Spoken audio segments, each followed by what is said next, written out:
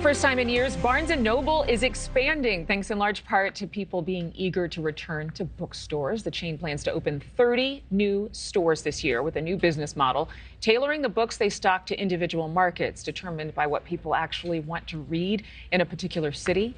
A business has grown. It's quite the renaissance. For many locations, you'll see a fresh look similar to your local neighborhood bookstore. There's something special about looking at book covers. Yeah, I saw a kid's book that I had when I was a child, so it just kind of warmed my heart. I love bookstores. I love them. Is Barnes & Noble making a comeback? It's made a comeback. After years of declining sales, Barnes & Noble CEO James Daunt is working to turn the page with smaller stores, each with its own aesthetic. We gave back our stores to our store teams to organize themselves, display books, whatever they like. I read you're aiming for indie bookstore vibes in Barnes & Noble now. Is that true? That's certainly true. Speaking of, independent bookstores are booming too, with nearly 300 opening nationwide in 2023, according to the American Booksellers Association. Hey, Mom, do you mind if we buy some books? Go ahead. Hey, Mom, I found some more. Can we buy them? Okay. Mom, I found the Twilight Saga. Okay, fine. This is... Okay. Mom, what about Bridgerton? Absolutely not.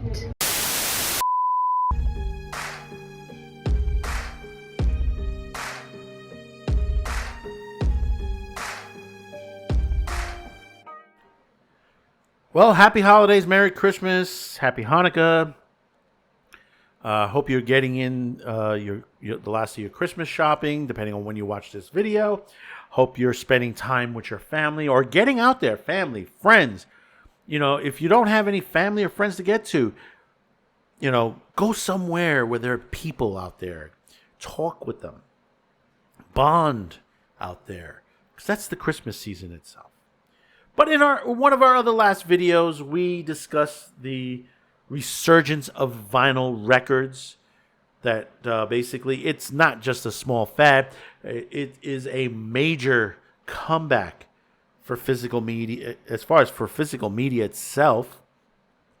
But in this story, and you clicked on this to wondering what's going on, is one particular seller is making a comeback. I mean, we got this article back in November. We didn't get a chance to get to it. So much news going on, but we're finally getting to it. But the thing about it is, the important part of this is you have another physical media beginning a resurgence as well, and that's books. You know, even though we had a situation, and I think on there here in New York, and I'm not certain if it's been resolved. By the time we've recorded this early, but at the time of this recording, there's a bookstore called Strand's, great bookstore. If you're ever in New York, go hit Strand. You want a good price on a book if you're looking for something obscure situation, or you're looking for something you normally wouldn't buy, but and it's a discount at a real bargain of a price. Hit Strand down in Union Square in New York. It is a really, really great book place, but it's on. The workers went on strike recently on that, and basically we hope they resolve the situations on them because it's such a good bookstore. But it's always crowded. It is a great bookstore to it. But for many years now, we've seen bookstores closing up. But recently, in little pockets throughout the country, including upstate New York as well, we've seen bookstores start to make a resurgence. And one of the biggest booksellers out there, Barnes & Noble, is making a comeback. They're opening stores again. And we're going to read a little bit of this. This is from CNN Business. Barnes & Noble is making a comeback. A massive multi-story building in the Washington, D.C. neighborhood of Georgetown welcomed back a former occupant this month that had been gone for over a decade. In a move that perhaps more symbiotic than business-minded, Barnes & Noble, America's largest retail bookseller, has reclaimed the flagship store it vacated in 2013.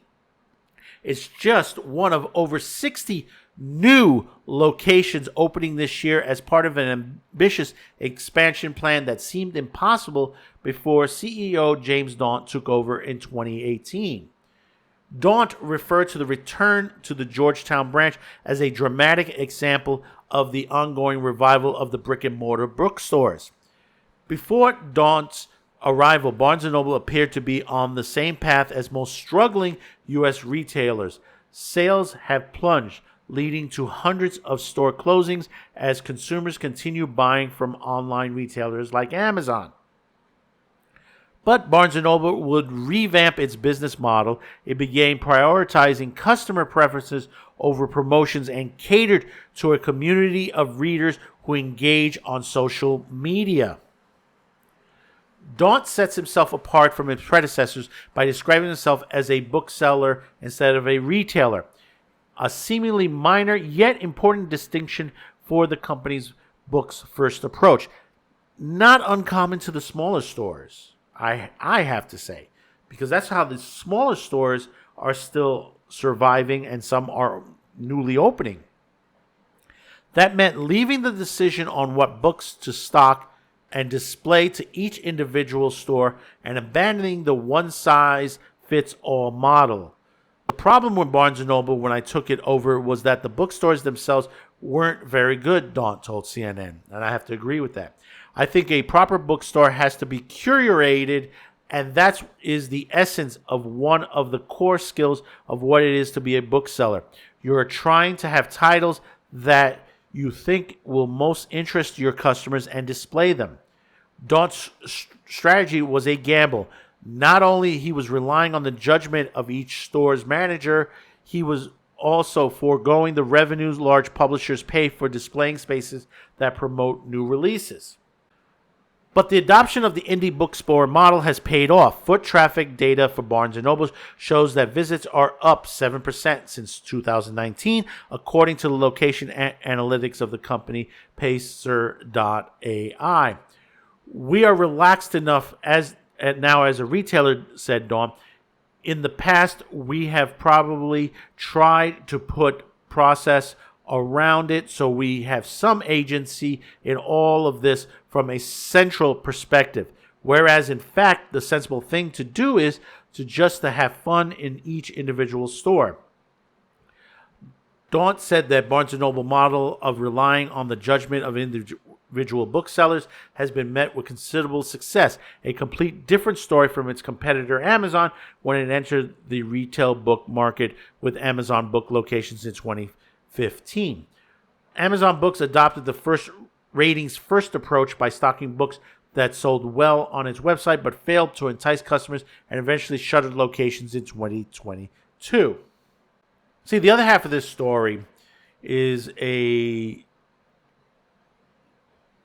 it's a hashtag book talk. It's a sub-community on TikTok that came out in 2020. And basically what it introduced was new finds, stuff that, normally you wouldn't see sitting on the tables in front of a Barnes & Noble or any other bookstore. See, this is why I bring up Strand. Strand happens to be similar to that type of a bookstore, even though they do have a couple tables of the popular stuff. But most of the other stuff that are around their tables is stuff that basically you may not be looking for. You may have come across it. I've come across, me and my friends have come across stuff in that store that, wow, I didn't know that this was still out, or basically this was something that was in print. This is how, a friend of mine gave me a great book of villains, of comic book villains, which came from Strand, which basically you wouldn't have known about it in Barnes & Noble or Walden Books or any of the other book companies that are on there, or even Amazon, unless you were actually looking for it. So, this is something that I think is going to be successful. Can this model work for movies, videos, music? I think it could. I think it's something new that it's not really new. Here in New York, we used to have so many, besides Strand, there were so many great bookstores to walk in there. My wife is a book reader. She loves books. She hates to read it online. I used to try to push her to use her tablet to read some of these books. And I can understand what she goes through. She still goes to the public library and picks up some books to read. And you know, she says she loves walking into the library. She loves walking into the bookstore for the smell of it. I mean, when you walk into a bookstore, you know, the smell of the paper, strand, you know, you have a lot of books that are aged a bit, and that aged paper is just like you could smell it. And it's not a bad smell. It's a good smell. Is that you walking into somewhere, you know, it's like walking into a museum.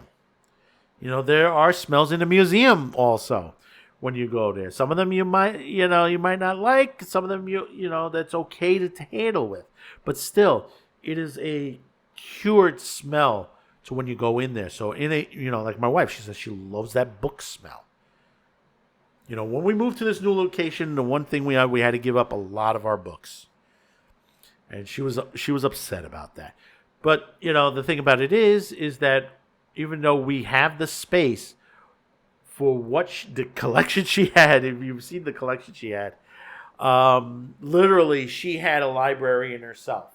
But what we kept was the best of the best. Stuff that was hard to get. Stuff that, you know, you shouldn't give up. You know, classical stuff. You know, from all that. Not the newer stuff or the medical books or stuff like that she had on there. You know, she had a lot of self-help also because, you know, she's a singer. She's an opera singer. So she needed, you know, stuff to tune her voice and stuff. And then there were a lot of self-help books out there. And, of course, stuff, you know, because of her health, you know, stuff for her diabetes and for her other issues. And then she had all these books, and we had to get rid of them, obviously. We kept the ones that were more important besides the classic books and stuff like that.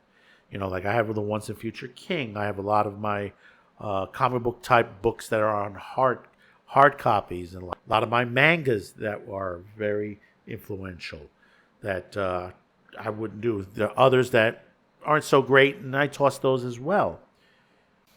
And the comic book industry itself should look at this as well. And so this is why you have in the comic book industry, stores like Forbidden Planet,